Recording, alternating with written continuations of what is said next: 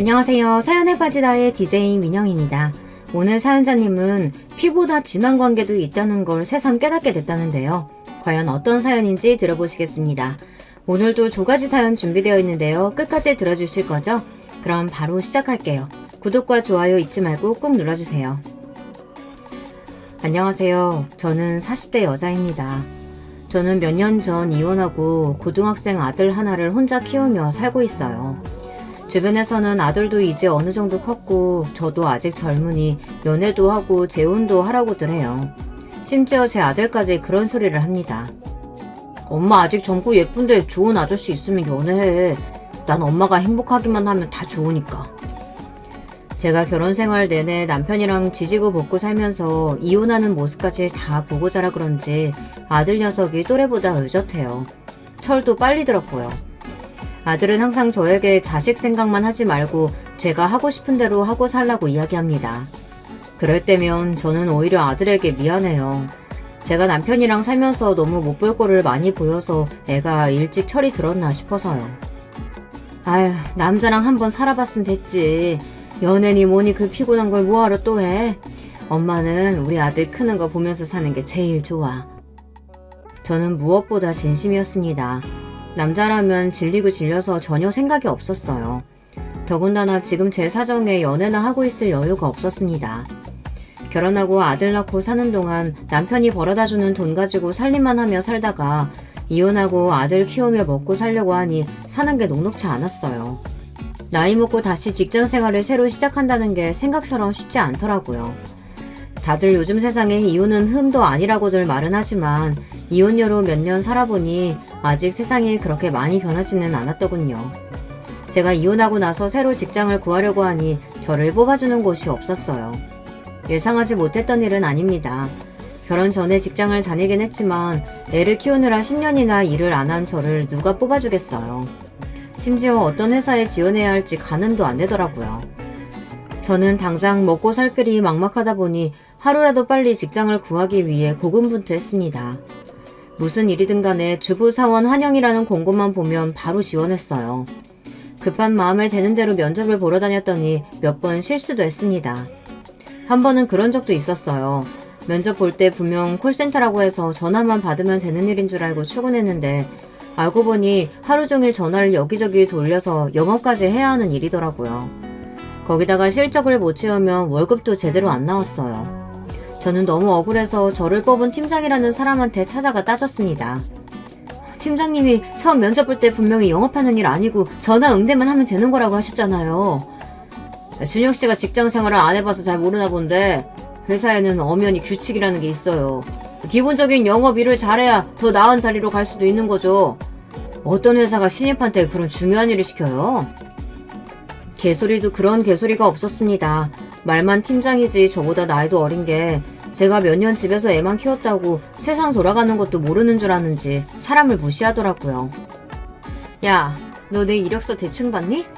내가 이대 나와서 우리나라에서 알아주는 광고회사에도 다녔던 사람이야. 직장생활 안 해보긴 뭘 안 해봐. 저도 웬만하면 좋게 이야기하고 처음 계약했던 금액 중 못 받은 돈만 받고 그만둘 생각이었습니다. 그런데 이 어린 놈의 새끼가 사람을 물로 보더군요.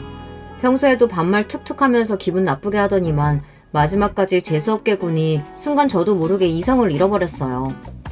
저는 팀장에게 소리를 지르며 금방이라도 달려들 듯 눈을 부라렸어요. 그러자 팀장도 당황해서 어쩔 줄 몰라 하더군요.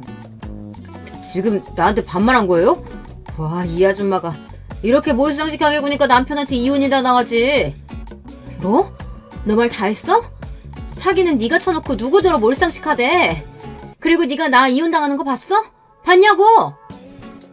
주변에 있던 사람들이 달려와 저와 팀장을 말리지 않았다면 저는 그 자리에서 팀장 머리채를 잡았을지도 몰라요. 그 정도로 제 이성의 끈이 끊어지고 말았습니다. 저는 그날 바로 그 사기꾼 회사를 그만두고 나왔어요. 사실 잘린 거나 마찬가지지만 저도 더 다닐 생각이 없었습니다. 여기서 끝이 아니에요. 다음으로 들어간 회사는 가구 영업과 판매를 하는 회사였어요. 그 회사는 대부분 주부사원과 나이가 지긋한 남자 상사들이 대부분이었죠.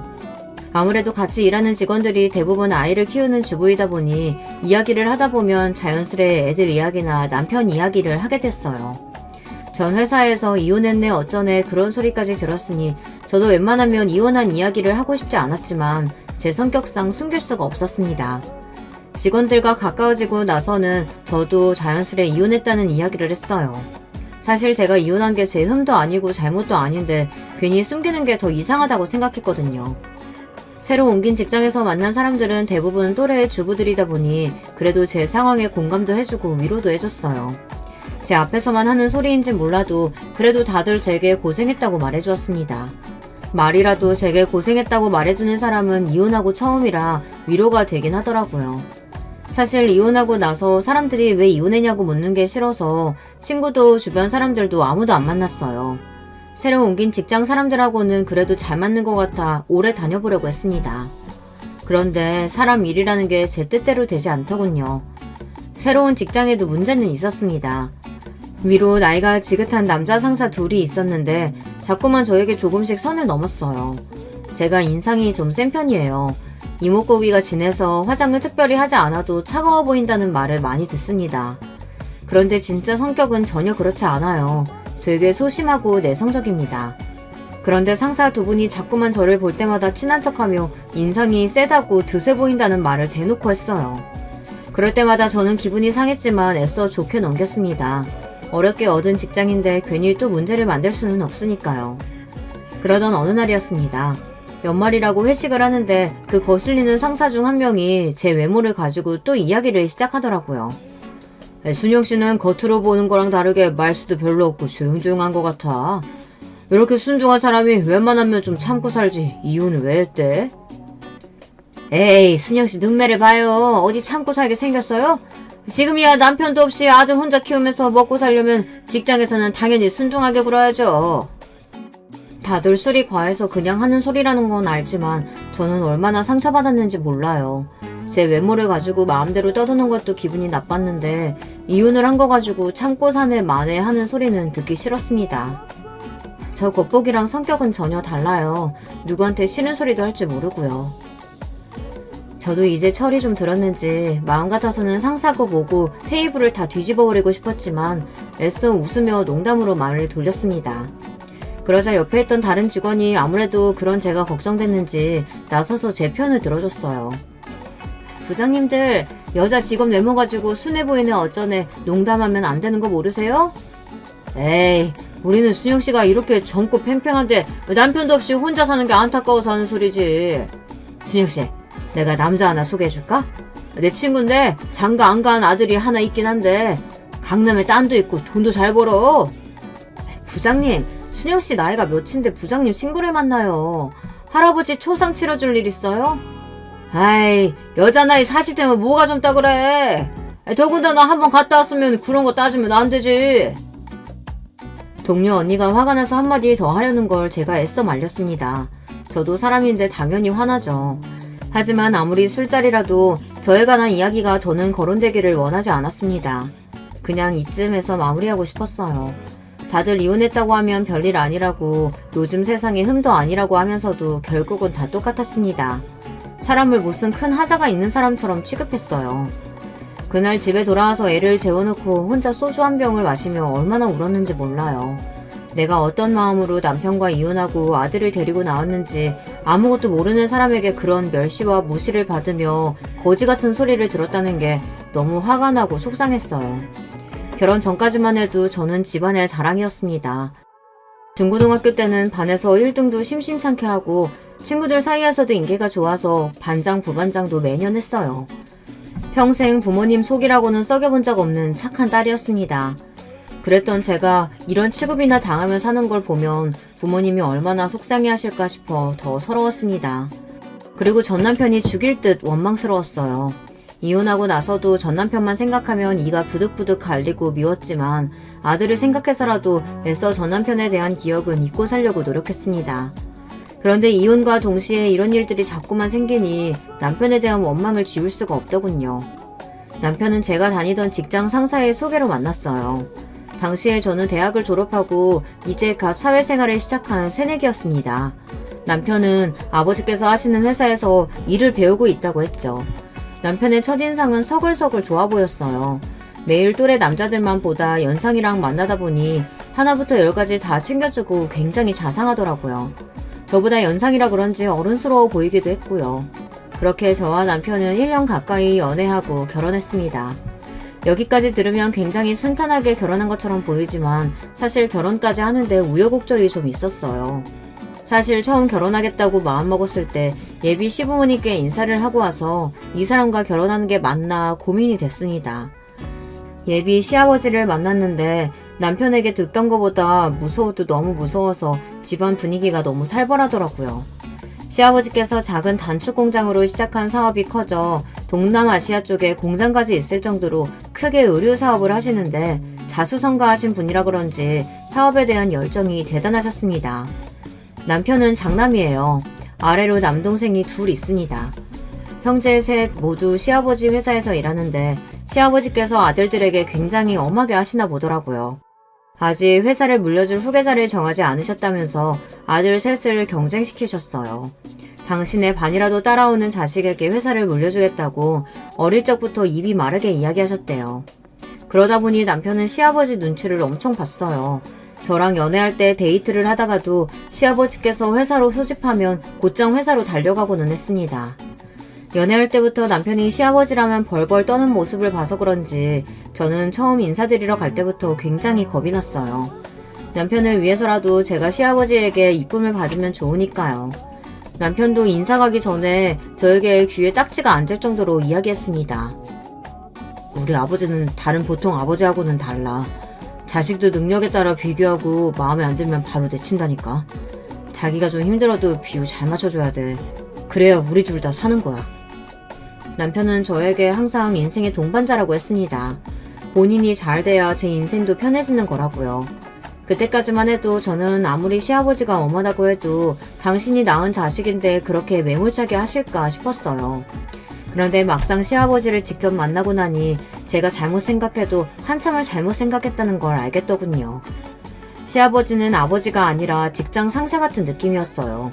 제가 처음 인사드리러 갔을 때도 며느리로서 인사하러 간 게 아니라 마치 회사 면접을 보러 간 자리 같았습니다. 이대 나와서 삼성 광고회사 다니고 있다고? 광고 쪽으로는 나보다 전문가일 테니 우리 회사 마케팅에 대해 어떻게 생각하는지 한번 이야기해보게. 사실 이름만 들어봤지 남편의 회사가 정확하게 뭘 하는 회사인지도 잘 모르는 상태로 갔는데 시아버지께서 갑자기 면접 시험 같은 질문을 하시니 저도 당황했습니다. 저는 질문도 질문이었지만 시아버지의 날카로운 눈빛에 바짝 얼어서 한마디도 하지 못했습니다. 그러자 순식간에 시아버지의 표정은 차갑게 식어버렸어요. 학벌도 좋고 직장도 탄탄하다고 하도 자랑하길래 기대했더니만 이대 나와도 별거 없구만. 자고로 집안에는 여자가 잘 들어와야 하는 건데. 저는 살면서 그런 대접은 처음 받아봤습니다. 시아버지는 저를 바로 앞에다가 두고 별거 없다며 혀를 끌끌 차셨어요. 저는 지금까지 살면서 평생을 모범생으로 살았기 때문에 어른들에게 이쁨 받는 거야 일도 아니었습니다. 어른들에게 싫은 소리 한번 들은 적 없이 자랐어요. 시아버지에게는 그런 저도 바짝 얼게 하는 카리스마가 있었습니다. 무슨 말만 하면 사람을 뚫어지게 쳐다보시는데 눈을 못 맞추겠더라고요. 그 눈빛이 얼마나 무서운지 내가 과연 이 집에 시집와서 잘 살 수 있을까 걱정됐습니다. 남편과의 결혼까지 고민할 정도였어요. 그뿐만이 아니에요. 한 번은 남편이 회사에서 작은 실수를 좀 했는데 그 사실을 알게 되신 시아버지께서 남편을 직원들 앞에서 쥐잡듯이 잡았답니다. 운 좋게 부모 잘 만나서 그 자리까지 갔으면 정신 바짝 차리고 일할 생각을 해야지. 아직도 그딴 실수를 해? 회사도 하나 간수 못하면서 장가는 무슨 장가야. 너 이딴 식으로 하면 장가고 보고 얄짤 없을 줄 알아. 시아버지께서 무슨 소리를 해도 꿋꿋이 참던 남편도 그날은 견디기 힘들었는지 술까지 먹고 속상해서 저에게 전화가 왔더라고요. 세상에 무슨 아버지라는 사람이 사람들 다 있는 앞에서 아들을 그렇게 무시하고 막대할 수가 있어. 나도 조금 있으면 40인데 정말 너무하다니까. 도대체 어떻게 해야 아버지가 나를 인정해 주실지 정말 모르겠다. 남편은 화도 냈다가 속상해도 했다가 많이 힘들어했어요. 남편이 힘들어하는 모습을 보고 있자니 저는 너무 짠해서 눈물이 다 났습니다. 당시에는 남편이 저에게 있어 굉장히 어른 같은 존재였기 때문에 그런 남편이 힘들어하는 모습을 보니 저도 시아버지가 원망스럽더라고요. 그래도 제가 한 가지 잘하는 게 있습니다. 끈기가 좋은 편이에요. 10번 찍어 안 넘어가는 나무 없듯이 사랑하는 남편을 위해 노력하다 보면 시아버지의 마음에 쏙 드는 며느리가 되지 않을까 생각했습니다. 그때부터 저는 주말마다 남편네 집에 놀러갔어요. 용건도 없이 괜히 가서 얼굴 도장을 찍었습니다. 시아버지는 당연히 저에게 별 관심이 없으셨지만 그래도 굴하지 않고 매주 갔어요. 자연스레 시어머니랑 쇼핑도 가고 식사도 했습니다. 어떤 날은 시댁 소파에 앉아 시아버지 옆에서 뉴스를 같이 보기도 하고요. 물론 시댁에 갈 때마다 시아버지가 무섭기도 하고 눈치가 보이기도 했지만 이렇게라도 자주 얼굴을 보다 보면 자연스레 정이 생기지 않을까 싶은 마음에 포기하지 않고 3달 넘게 시댁에 갔어요. 다행히도 제 작전이 통했는지 3달 정도 매주 왔다 갔다 하며 알짱거리니 어느 순간 시아버지께서 슬쩍 제게 말을 걸어주시더군요. 내 아들놈이지만 돈이 저 녀석 여자라면 사족을 못 쓰는 놈이야. 너는 그거 알고도 내 아들이랑 결혼하려는 거냐? 시아버지께서 저더러 저런 놈이 뭐가 좋다고 주말마다 쉬지도 않고 여기까지 오냐고 하셨어요. 그러면서 하시는 말씀이 당신네 집안 핏줄이 대대로 여자를 좋아하는데 첫째인 제 남편이 제일 많이 그 핏줄을 닮았답니다. 저더러 남편이 분명 여자 문제로 속 썩일 놈이니 다시 신중하게 생각해보라고 하셨어요. 순간 저는 당황해서 뭐라고 대답해야 할지 몰라 우물쭈물했습니다. 그런데 그 순간 저도 모르게 갑자기 웃음이 터졌어요. 바로 그 전까지만 해도 제가 왔다 갔다 해도 전혀 관심도 없으시더니 몇 달 얼굴 좀 봤다고 저에게 은근슬쩍 농담을 거시는 게 좋은 신호 같았거든요. 남자가 여자 좋아하는 게 잘못된 건가요? 저도 남자 많이 좋아해요. 그 순간 어디서 그런 용기가 났는지 모르겠습니다. 워낙 집안 분위기가 딱딱하고 조용하다 보니 저도 모르게 긴장해서 애써 농담이라고 한 소리였어요. 그런데 다행인 건 시아버지의 반응이 나쁘지 않았다는 겁니다. 아이씨고 천생연분이 따로 없구만. 네가 생긴 것만큼이나 성격도 시원시원하구나. 그 정도면 됐다. 철딱서니 없는 내 아들놈 잡고 살만 하겠어. 그 전까지는 저를 발밑에 떼만도 못하게 쳐다보시던 분이 그날 이후로는 저를 바라보시는 눈빛이 달라졌어요. 이런 표현이 맞는지 모르겠지만 저를 좀 귀여워하시는 것 같았어요. 그날 이후 시아버지께서는 저와 남편을 불러 서둘러 결혼 준비를 하라고 하셨어요. 남편은 저에게 어떻게 시아버지를 구워 삶은 거냐 연신 물었지만 사실 저도 제가 어떻게 결혼 허락을 받은 건지 가늠이 되지 않았습니다. 그냥 제가 좀 운이 좋았다 싶어요. 아니면 어린애가 너무 생각 없이 매일 집에 드나드니 그 모습이 좋게 보였나 싶기도 하고요. 그렇게 저와 남편은 결혼하게 됐습니다. 결혼하고 딱 1년은 행복했어요. 그때까지만 해도 남편은 유쾌하고 좋은 사람이었거든요. 저한테도 잘하고 친정 부모님께도 자상하게 잘했습니다. 그런데 결혼한 지 1년 정도 됐을 때부터 남편이 뭔가 이상하게 굴었어요. 왜 여자의 촉이라는 게 있잖아요. 결혼 전에는 회사밖에 모르던 사람이 툭하면 친구들을 만난다면서 늦게 들어오기 시작하더라고요. 도대체 친구들하고 뭘 하고 다니는지 술도 안 먹으면서 늦게 들어왔어요. 당시에 저도 아들을 임신해서 일을 그만둔 상태라 매일 혼자 집에 있었어요. 그러다 보니 남편이 퇴근하고 들어오기만을 기다리고 있었어요. 너무 외로워서요. 나 보고 싶은 영화 있는데 이번 주 주말에 같이 보러 갈래? 이제 아기 나오면 둘이 데이트도 많이 못할 텐데 애 나오기 전에 미리 데이트 많이 해둬야지. 내가 말 안 했나? 나 이번 주에 회사 후배들하고 골프 약속 있어. 남편은 지난주에도 지지난주에도 주말마다 친구들을 만나러 갔습니다. 저는 매일 임신한 몸으로 집에서 혼자 집안일만 하고 있는데 남편은 한 달에 한 번도 저와 함께 시간을 가져주지 않는다는 게 너무 서운했어요. 당신은 매일 집에만 있는 내가 안쓰럽지도 않아? 임신해서 몸도 무겁고 간신히 이제 입도 끝나서 당신이랑 시간 좀 보내려고 하는 건데 어쩜 당신은 나한테 이렇게 관심이 없어? 남편에게 서운한 게 많았지만 나름 참았습니다. 언제나 자식들에게 엄한 시아버지 밑에서 회사 생활을 한다는 게 쉽지 않을 것 같아 웬만하면 집에서는 잔소리를 안 하려고 했는데 제가 너무 외롭고 힘들다 보니 저도 모르게 서운한 마음이 튀어나오더라고요. 여보, 내가 결혼 전에 분명히 말했잖아. 우리 아버지 사업 온전히 내가 다 물려받으려면 회사 직원들의 신임을 받아야 한다고. 이게 다 우리 미래를 위해서 하는 일이니까 당신이 이해해줘야 돼. 남편은 절대 제 생각을 하지 않는 게 아니랍니다. 본인도 매일 저랑만 있고 싶대요. 하지만 시아버지께서 쉽사리 회사를 물려줄 뿐이 아니기에 지금이 가장 중요한 시기래요. 저에게 조금만 더 기다려달라고 했습니다. 회사만 물려받으면 하루 종일 제 옆에 있겠다고요. 그 말을 믿을 수밖에 없는 게 남편이 평상시에는 저에게 굉장히 잘했어요. 본인이 제 옆에 있어주지 못하는 만큼 저와 아들에게 다른 부분에 있어서는 부족함 없이 잘해줬습니다. 임신해서 몸이 무거운 저를 위해 제가 병원을 가거나 친정에 갈 때마다 택시를 불러줬고 먹고 싶은 게 있으면 언제든지 구해서 퇴근길에 들어왔어요. 거기다가 한 번도 경제적인 부분에 있어서 신경을 쓰게 한 적이 없습니다. 제가 말하지 않아도 저에게 주는 생활비는 물론이고 친정의 용돈까지 부족함 없이 보냈어요. 물론 일이 워낙 바쁘다 보니 저와 아들 곁에 있어주지는 않았지만 그래도 이게 다 미래를 위한 일이라고 생각하며 저도 견뎌야 하는 일이라고 생각했습니다. 그러던 어느 날이었습니다. 결혼 10년 만에 생각지도 못한 이야기를 듣고야 말았어요. 저희 시댁은 한 달에 한 번 가족이 모두가 모여 식사를 하는 날이 있습니다. 삼형제 모두 일도 많고 사이도 썩 좋지 않으니 자주 볼 일은 없었지만 시아버지께서 그래도 가족끼리 한 달에 한 번은 모여서 식사하는 자리를 가져야 한다고 해서 몇 년 전부터 이어지고 있는 전통이에요.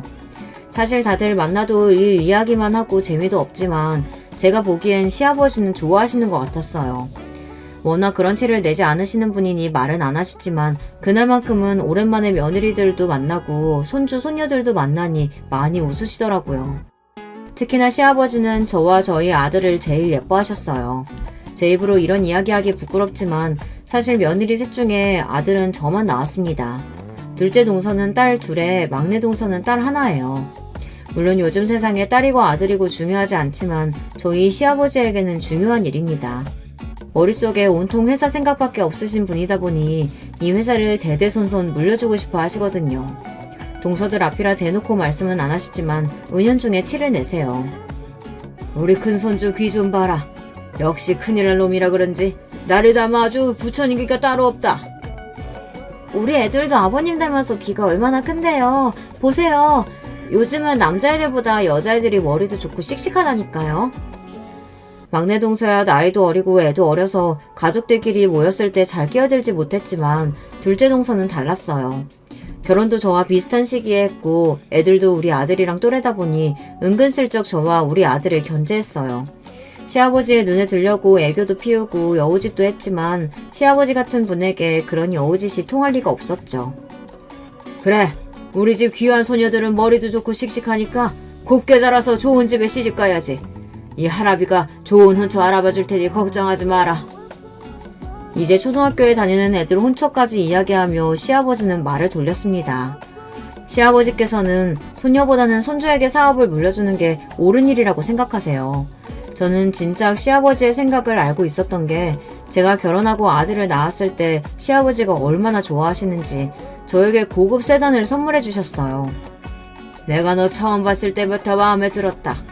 역시 예쁜 며느리가 예쁜 짓만 하는구나. 아들 하나 낳은 김에 둘째도 하나 더 낳아. 둘째도 아들이면 내가 네 이름으로 아파트도 하나 사줄 테니까. 워낙 냉철하고 말도 딱딱하게 하시는 분이라 별 기대 안 하고 있었는데 시아버지께서 우리 아들이 태어났을 때는 얼굴에 웃음꽃이 피어서 저에게 예쁘다고까지 칭찬하셨어요.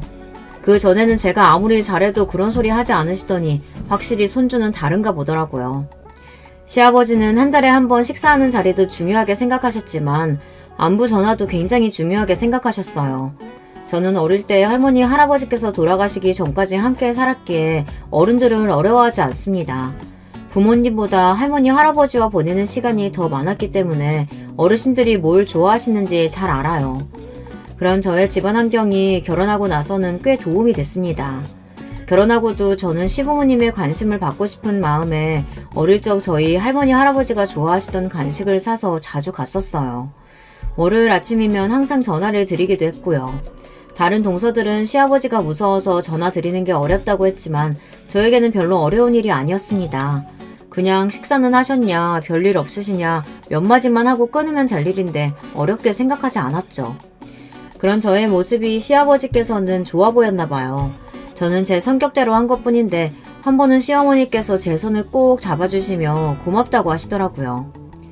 우리 집에 딸이 없어서 네 시아버지가 항상 아쉬워했는데 그네 네가 들어오고 나서는 우리도 딸이 생긴 것 같고 좋다.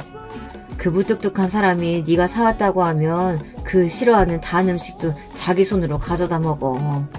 말은 안 해도 월요일 아침마다 너한테 전화 안 오나 은근 기다린다니까. 나도 몇십 년 같이 살면서 처음 보는 모습이라 너무 신기해. 우리 큰며느리 없었으면 적적해서 어쩔 뻔했나 싶다. 고맙다 아가야. 시어머니는 평생 까칠한 시아버지 뒷바라지만 하시며 사셔서 그런지 굉장히 인자하고 보살 같으세요. 그런 분이 하시는 말씀이니 처음엔 저도 저 기분 좋으라고 하시는 말씀인가 보다 했습니다. 그러던 중 제 결혼 생활에 점차 금이 가기 시작했습니다. 제가 남편과 대판 싸운 적이 있어요. 아무리 일이 바빠도 가정에 일이 생기면 가장 노릇은 해야 하는 거잖아요.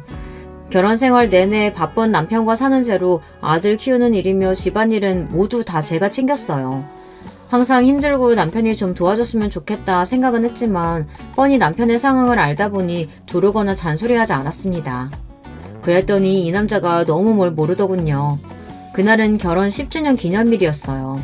10년을 사는 동안 결혼 기념일이라고 뭘 하고 싶다고 말한 적은 한 번도 없었습니다. 그동안 혼자 아들 키우느라 정신이 없어서 사실 결혼 기념일인지도 모르고 넘어간 일이 많았거든요. 저 같은 무던한 성격도 10주년은 좀 다르다고 생각했어요. 지금까지 한 번도 챙기지 않았으니 10주년 정도는 여행을 가거나 뭔가 기념적인 일을 해야 한다고 생각했어요. 우리도 10주년인데 해외여행 좀 다녀오는 거 어때? 엄마가 애 봐줄 테니까 우리끼리 다녀오라고 하시는데. 결혼 초반에는 영화 보고 싶다, 여행 가고 싶다 잘도 이야기했었는데 10년 정도를 항상 바쁜 남편이랑 살다 보니 저도 말하기 민망하더군요. 괜히 친정엄마를 핑계를 대며 여행 이야기를 꺼냈습니다. 그런데 남편의 반응이 평소와 좀 달랐어요. 물론 지난 몇 년 동안 제가 여행은커녕 외식 이야기도 잘 안 꺼냈지만 남편 성격이 워낙 다정한 편이에요. 아들이나 제가 무슨 말을 하면 항상 자상하게 대답하고는 했습니다. 그런데 그날은 회사에서 무슨 일이 있었는지 미간까지 찌푸리며 제게 짜증을 내더군요. 내가 여름에 휴가도 잘 못 가는데 결혼기념일이 대수라고 여행을 갈 수가 있겠어? 아버지 성격 뻔히 한 사람이 왜 그래? 저도 고민 끝에 어렵게 한 이야기인데 곧바로 저런 반응을 보이니 순간 기분이 팍 상하더군요. 당신 휴가도 못 갈 정도로 바쁜 거 알지? 근데 당신이 바쁜 만큼 나도 지난 10년 동안 정신없이 바쁘게 살았어.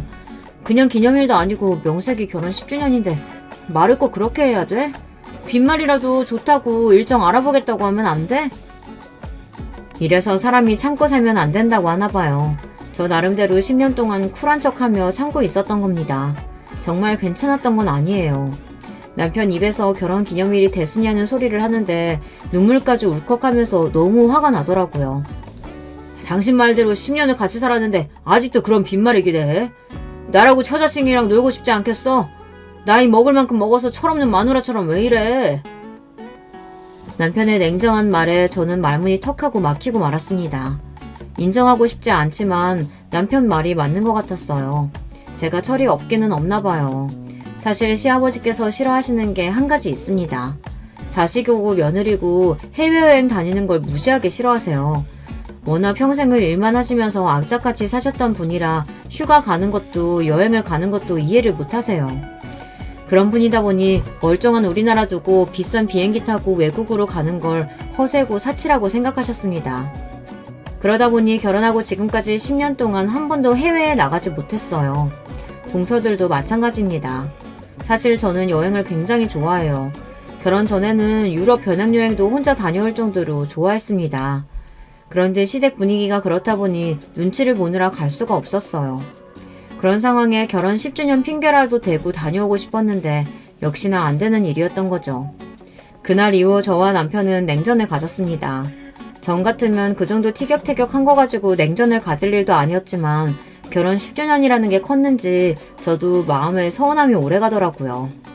그러던 중 제 인생에서 가장 충격적이었던 사건이 벌어지고 말았습니다. 여자의 촉이라는 건 참 이상해요. 10년을 살면서 한 번도 남편의 핸드폰을 본 적이 없었는데 그날따라 샤워하러 들어간 남편이 거실에 핸드폰을 두고 갔는데 전화가 오는지 계속 깜빡이면서 울리더라고요. 저는 신경이 쓰였습니다. 한 번도 아니고 서너 번 전화가 울리더라고요. 저는 무슨 일이 있나 싶어 남편의 핸드폰을 들어서 확인했습니다. 그런데 전화를 여러 번 걸어온 건 남편의 비서였어요. 저는 분명 회사에 무슨 일이 생겼구나 싶어 바로 전화를 받았습니다. 그런데 전화를 받자마자 말도 안 되는 일이 벌어졌어요. 자기야, 왜 이렇게 전화 안 받아? 우리 집에 도둑 들었는지 번호키가 다 부서져 있어서 무서워서 들어갈 수가 없어. 나 지금 너무 무서우니까 바로 좀 와줘. 순간 저는 눈앞이 까맣게 변했습니다. 잠깐이었지만 정말 앞이 하나도 안 보였어요. 저는 놀라서 그대로 핸드폰을 끊고 제자리에 놓았습니다. 그 순간 샤워를 하고 나온 남편이 멍하게 서 있는 저에게 왜 그러냐고 물어보더군요. 아니, 전화가 계속 울리길래 가져다 주려고 했지. 말도 할 수 없을 정도로 가슴이 벅차게 뛰었지만 저는 애써 핸드폰을 다시 집어 남편에게 건넸습니다. 핸드폰이라는 말에 살짝 눈을 크게 뜬 남편이 애써 담담한 얼굴로 핸드폰을 들어 확인하더니 양말을 다시 신더군요. 저는 애써 가슴을 진정시키며 어디 가느냐고 물었습니다. 그러자 남편이 하는 말이 가관이었어요. 김 비서 전화인데 급하게 볼 자료가 있는데 사무실에 두고 퇴근했다네. 나 잠깐 사무실 좀 다녀올게. 저는 대답도 못하고 우물쭈물하고 있는데 남편은 너무도 아무렇지 않은 얼굴로 집을 나섰습니다. 저는 순간 오만 가지 생각이 다 들었어요. 방금 전화 온 여자가 김 비서가 맡기는 한 건지, 남편과 김 비서가 도대체 무슨 사이인 건지 뒤죽박죽 정신이 없었습니다. 저는 순간 이러고 있을 때가 아니다라는 생각이 번쩍여서 그대로 옷을 입고 주차장으로 나갔습니다. 그리고 주차장을 나서는 남편의 차를 그대로 뒤따랐어요. 그때까지도 지금 이 상황이 제발 꿈이길 바랬습니다. 그런데 꿈이 아니더라고요.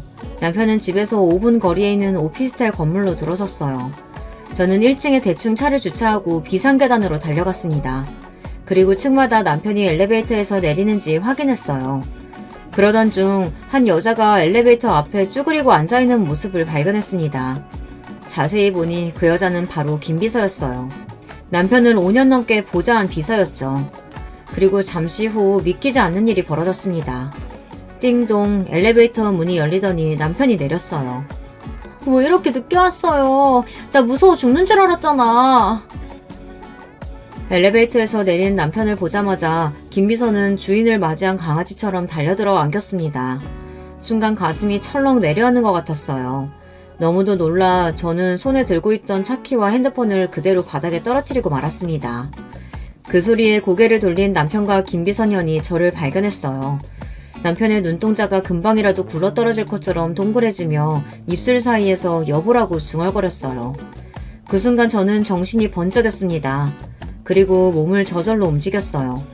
김 비서년이 이야기한 대로 번호키가 부서진 집으로 성큼성큼 다가가 문을 벌컥 열고 안으로 들어갔습니다. 그리고 저는 눈앞이 펼쳐진 모습에 경악을 금치 못했어요. 두 연놈이 여기에 살림을 차려놓고 살고 있더라고요. 사진에 살림에 아주 신혼부부가 따로 없네. 문을 열고 들어간 집안은 누가 봐도 신혼부부가 사는 집 같았어요.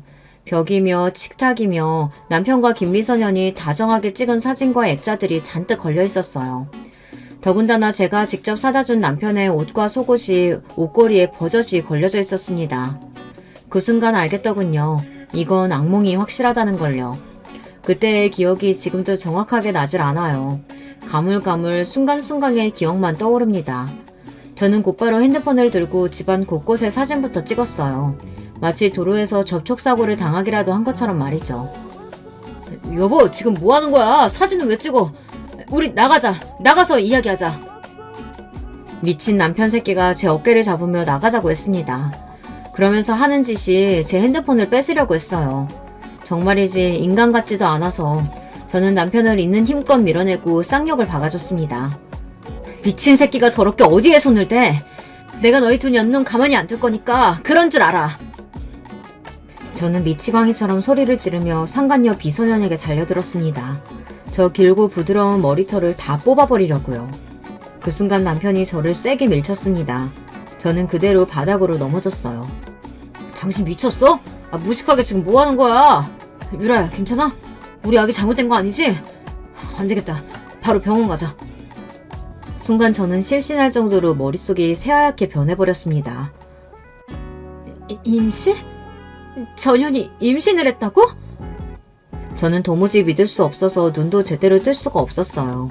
그때였습니다. 더는 놀랄 일은 있을 수 없겠다 싶었는데 더 놀랄 일이 남아있더군요. 이런 미친 새끼! 너 지금 그걸 말이라고 해? 이 상황이 꿈이 아니고 현실이기는 한지 믿기지 않았습니다. 제 눈 바로 앞에 시아버지가 서 계셨어요. 알고 보니 상간녀 비소년이 살고 있던 오피스텔 번호키를 부순 건 시아버지셨습니다. 얼마 전 시아버지께서 남편에게 상간녀가 있다는 사실을 알게 되셨나봐요. 둘이 살림을 차렸다는 이야기를 듣고 시아버지는 확실히 알아보기 위해 사람을 써서 두 년놈들이 사는 집을 들어가 확인하셨나 보더라고요. 둘이 이 집에서 살림을 차렸다는 사실을 알게 된 시아버지께서 제가 알기 전에 당신이 처리하기 위해 직접 오셨나 보더라고요. 그러던 중 이런 말도 안 되는 상황까지 직접 보게 되신 거죠. 저는 이미 정신이 나갈 만큼 나가 있었어요. 마음 같아서는 믿을 수 없는 이 끔찍한 상황에서 도망치고 싶었습니다. 미친 새끼. 내가 그렇게 여자 조심하라고 했는데 할 것이 없어서 어린 비소년이랑 놀아나? 시아버지는 세상에서 가장 차가운 얼굴로 남편을 쏘아보았습니다. 아버지, 제가 할 짓이 없어서 살림을 차린 게 아니고요. 우리 유라 사랑해요. 유라 뱃속에도 아버지 손주 있어요. 아들이래요. 그러니까 제발 저희 인정해주세요. 남편은 시아버지 앞에 무릎까지 꿇고 손을 싹싹 빌었습니다. 저는 그 모습을 보는데 구역질이 나서 참을 수가 없었어요. 그 모습까지 봤는데 제가 그 자리에 더 있어봐야 뭐 하겠어요. 이미 상간녀 뱃속에 아기까지 있다는데 더는 할 말이 없었죠. 자리에서 일어나 돌아가려는데 시아버지께서 저를 잡으셨습니다. 그리고는 남편의 뺨을 세게 갈기셨어요. 미친 새끼. 너는 지금 이 시간부터 내 아들 아니다. 네가 내 아들이라서 누리고 산 것들 다 버리고도 저 어린 비소년이랑 살겠다고 하면 둘이 살아. 대신 호적에서 파버릴 테니까 그런 줄 알고. 시아버지는 그대로 저를 데리고 그 지옥 같은 집에서 나오셨습니다. 그리고 돌아오는 차 안에서 아무 말도 안 하시다가 집에 다 도착하고 나서야 입술을 뗐어요. 집에 가자마자 번호키부터 바꿔. 그 새끼 못 들어오게. 그리고 혼자 차분히 며칠 생각해보다가 생각 정리되면 우리 집으로 와라. 네가 원하는 대로 다 해줄 테니. 시아버지의 말은 간단하고 냉정했지만 그 안에 저에 대한 걱정이 담겨있다는 것 정도야 저도 느낄 수 있었습니다. 저는 아무런 대답도 못하고 차에서 내리려는데 시아버지께서 한 번 더 저를 부르셨어요. 내가 아들 새끼를 저 따위로 키워서 너한테 몹짓짓을 했다. 미안하다 큰애야. 뒤를 돌아볼 수 없었지만 시아버지의 목소리가 가늘하게 떨리고 있다는 것 정도는 저에게도 그대로 느껴졌습니다. 저는 시아버지 말씀대로 했어요. 집에 돌아가자마자 번호키 비밀번호부터 바꾸고 그대로 아들 방에 들어가 아들을 꼭 안고 잠들었습니다. 새벽에 남편이 문 앞에서 현관 비밀번호를 누르고 들어오려다가 번호가 틀리니 연신 초인종만 눌렀어요. 하지만 저는 문을 열어주지 않았습니다. 그리고 며칠 뒤 시아버지를 찾아갔어요. 그리고 저는 이혼하겠다고 말했습니다. 시아버지는 예상하셨다는 듯 고개를 푹 숙이셨어요. 그리고 곧바로 어디론가 전화를 했습니다. 잠시 후 시아버지의 담당 변호사가 도착했어요. 그리고 제가 남편과 이혼하게 되면 받을 수 있는 위자료와 양육비에 대해서 설명했습니다. 양육비는 물론이고 네가 소송하면 상간녀나 네 남편한테 위자료도 받을 수 있을 거다. 필요하면 내가 변호사도 소개해주마. 세상에 이런 시아버지가 또 있을까요?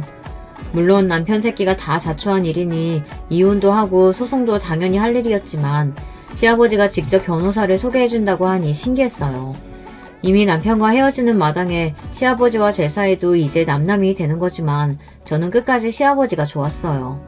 시아버지와 이제 더는 가족이 아니라는 사실이 마음 아팠습니다. 네가 한 가지 알아둘 게 있다. 그 자식 호적에서 파버리고 내가 준 건 다 빼앗아 올 생각이라 소송해도 네가 받을 만한 게 거의 없을 거다.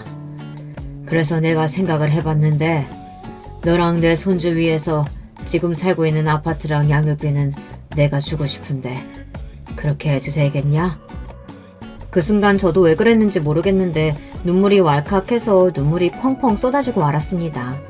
그 냉정하고 당당하신 시아버지께서 자꾸만 제 눈치를 보며 미안하다고 하시는데 가슴이 너무 아프더라고요.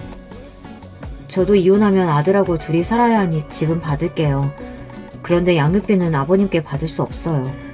그건 그 인간 돈이 아니라 아버님 돈이잖아요. 저도 제 아들 하나 정도는 키울 수 있으니까 걱정하지 마세요. 지금 같으면 자존심이고 뭐고 시아버지께서 해주시겠다는 대로 다 했겠지만 그때는 남편에 대한 배신감과 원망으로 휩싸여 있을 때라 시아버지께는 집만 받고 양육비는 남편에게 받겠다고 했어요. 시아버지는 끝까지 그럴 필요 없다고 하셨지만 제가 우겼습니다. 시아버지께 악감정은 당연히 없지만 이 일은 저와 남편이 해결해야 할 문제라고 생각했거든요. 그로부터 얼마 뒤 저와 남편은 이혼했습니다. 남편은 그런 짓을 해놓고도 아들에 대한 양육권을 갖겠다고 자꾸만 저를 찾아왔어요. 하지만 아들은 당연히 저와 살겠다고 했으니 소송도 필요 없었죠. 그 이후 남편은 시아버지의 말대로 집안에서 쫓겨났습니다. 회사에서도 마찬가지고요. 그 이후 상간녀와 애를 낳고 사는지 어쩌는지는 저도 몰라요. 초반에는 양육비가 꼬박꼬박 들어오더니만 1년 전부터 안 들어와서 제가 남편을 고소한 상태인데 변호사 말로는 남편 현재 거주지가 어디인지 나오질 않는다고 하더라고요. 이제 간 40이 넘은 나이에 그런 거지 같은 일을 겪었다 보니 저도 어느새 어른이 됐습니다. 전 남편과의 일은 가슴에 묻고 아들 하나 잘 키우는 데만 집중하며 살았어요. 그런데 얼마 전 저에게 말도 안 되는 일이 벌어졌습니다. 어느 날 은행에 갔다가 통장을 확인했는데 제 통장에 말도 안 되는 금액이 입금되어 있더라고요. 어머, 10억? 이게 뭐야, 말도 안 돼. 아버님이 왜 나한테 10억이나 넣으셨지?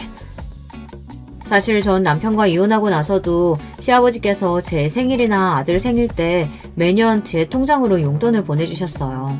처음엔 500만 원 정도 보내셨길래 제가 부담돼서 다시 돌려보냈더니 그때부터는 50만 원씩 매년 보내시더라고요.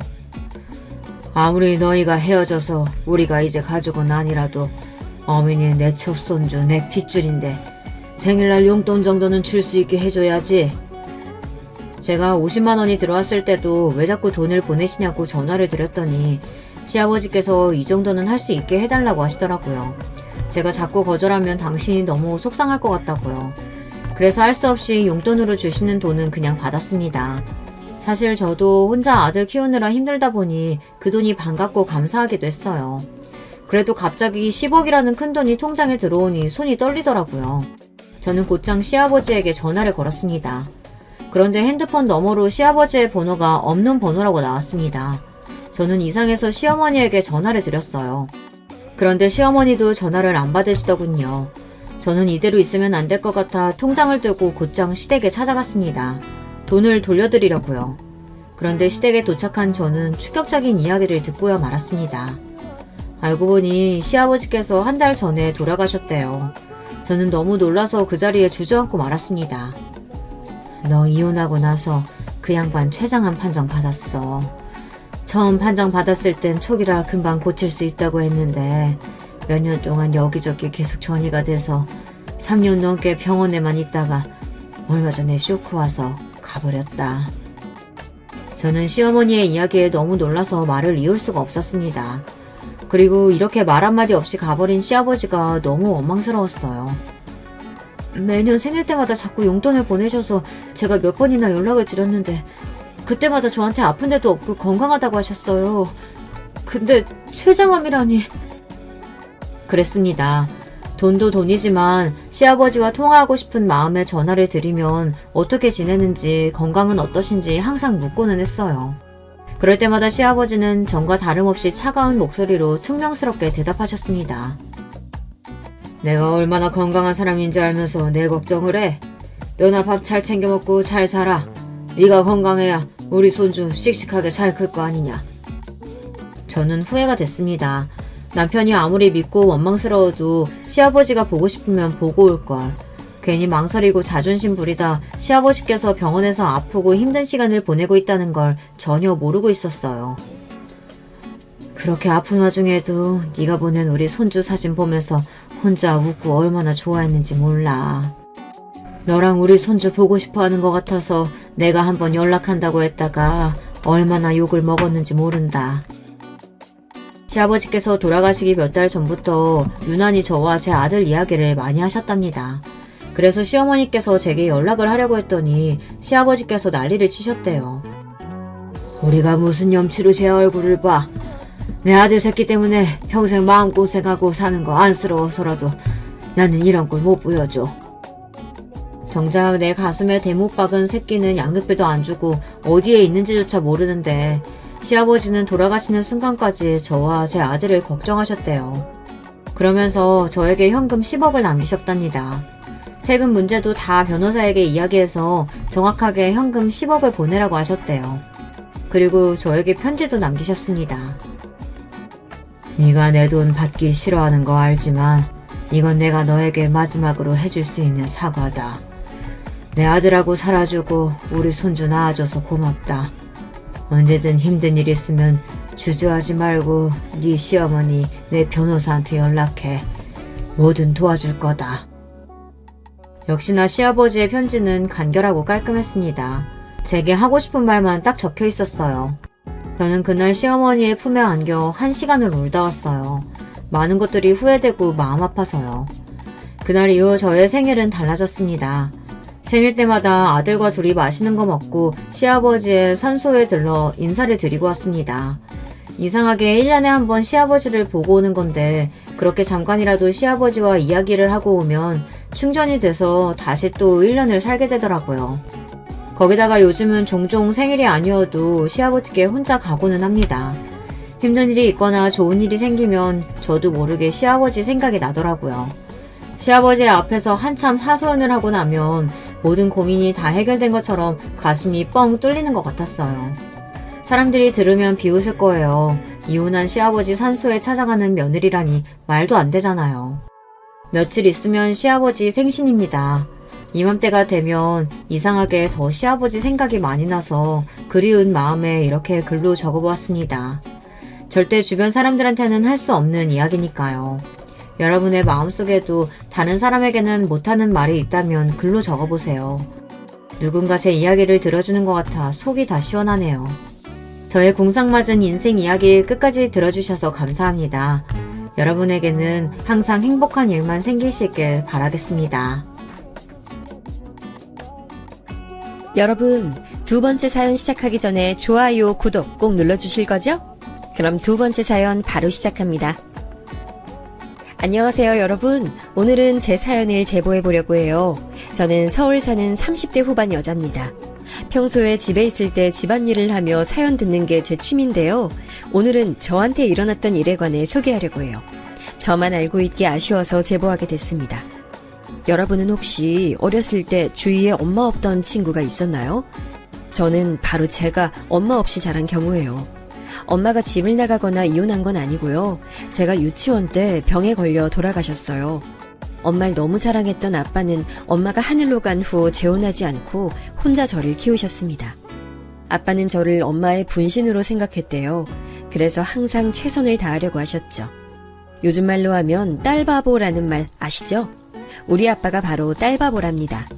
그런데 남자 혼자 여자아이를 키운다는 건 절대 쉽지 않은 일이었죠. 엄마 없대요. 엄마 없대요. 나는 엄마 있는데. 수연이 너 엄마 없지? 우리 엄마 하늘에서 나 보고 있다고 우리 아빠가 그랬어. 어쨌든 지금은 없잖아. 우리 엄마가 너 엄마 없다고 너랑 놀지 말랬어. 어릴 땐 놀림도 많이 받곤 했어요. 지금은 모르겠는데 저 어릴 땐 엄마가 없다는 게 놀림의 대상이었죠. 그래서 참 많이 울기도 울었습니다. 대놓고 제가 엄마 없는 티가 난다며 저와 놀지 말라고 했던 학부모도 많았어요. 어린 마음에 상처를 참 많이 받았습니다. 그런데 제가 집에 가서 슬퍼하면 아빠가 슬퍼하니까 티를 내진 않았어요. 어렸던 저한테도 아빠는 참 안쓰러웠거든요. 친할머니가 혼자 저를 키우는 아빠가 안타까웠는지 종종 우리 집에 들리시곤 했죠. 수연아, 엄마 없는 게 부끄러운 일 아니야. 네 아빠가 너한테 최선 다하는 거 봐라. 할미는 저렇게 하래도 못해. 할머니 말대로 아빤 제게 할 수 있는 최선을 다하셨어요. 다행히 아빠는 대기업에 다니셔서 돈이 아주 부족하진 않았습니다. 하지만 저를 돌보는 섬세함은 아무래도 엄마가 없으니 부족했어요. 할머니가 집에 자주 오셔도 엄마의 손길은 따라갈 수 없더라고요. 그래서 학창시절엔 소위 왕따를 당하기도 했습니다. 워낙 엄마가 없다고 놀리던 친구가 많아 어릴 땐 소심했거든요. 또래 친구들과 어울리지도 않고 혼자 있는 시간이 많았어요. 그러다 보니 중학생이 되어서도 자발적으로 혼자 다니게 됐습니다. 제가 워낙 벽을 치니 제게 다가오는 친구도 없었고요.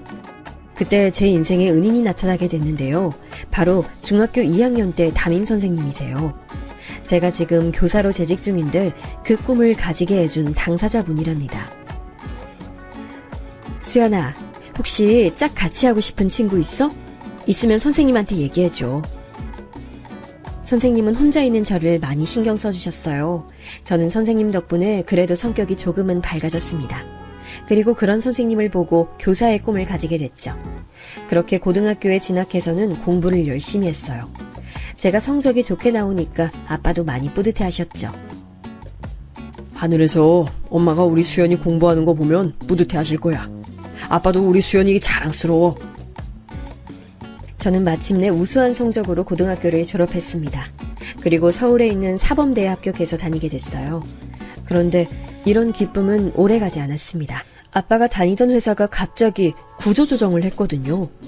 한순간에 실직한 아빠는 참 우울해하셨어요. 그러면서 집안 경제 사정이 안 좋아지기 시작했습니다. 마침 제가 딱 대학에 가자마자 그러니 너무 힘들었어요. 아빠는 집에서 의기소침해서 나가질 않았죠. 그래서 저는 제가 직접 아르바이트하며 돈을 벌었습니다. 제 과목이 사회였는데 사회는 영어나 수학처럼 학원에서 수요가 많지 않았어요. 그래서 저는 식당이나 카페에서 주로 일하며 돈을 벌었어요. 그러다 지금 남편을 만나게 됐습니다. 영화관에서 일했을 때 서로 일을 돕다 호감이 생겼어요. 둘이 싸우기도 많이 싸웠는데 사이가 좋을 땐 또 좋았어요. 보통의 연인처럼 중간에 헤어졌다 다시 만나고 총 4년의 기간을 거쳐 마침내 결혼 얘기가 나왔습니다. 다른 것보다 나 임용 준비할 때 옆에서 그렇게 도와준 걸 보고 마음이 생겼어. 아빠보다 더 열심히 나 챙겨줬잖아. 딸, 그렇게 말하면 아빠 서운하다. 그래도 지금은 아빠도 정신 차리고 일하잖아. 그땐 아빠가 미안했어. 나도 웃자고 말한 거야. 그러니까 너무 안 좋은 시선으로 보지 말고 사위로 받아줘. 아마 엄마도 하늘에서 기뻐하고 있을걸? 내가 널 어떻게 키웠는데 그냥 아쉬워서 그렇지. 아니 사실 난 네가 변호사나 의사를 데려와도 지금처럼 못마땅할걸. 부모 마음이라는 게 원래 그래. 아빠는 남편을 그렇게 마음에 들어하진 않았어요. 저는 교사로 그때 일하고 있었던 반면 남편은 그냥 소기업에 다니고 있었거든요. 전문적으로 일하는 분야도 아니었고 그냥 사무직이었죠. 그런 모습을 보고 아빠는 미래가 불투명하다고 아쉬워하셨어요.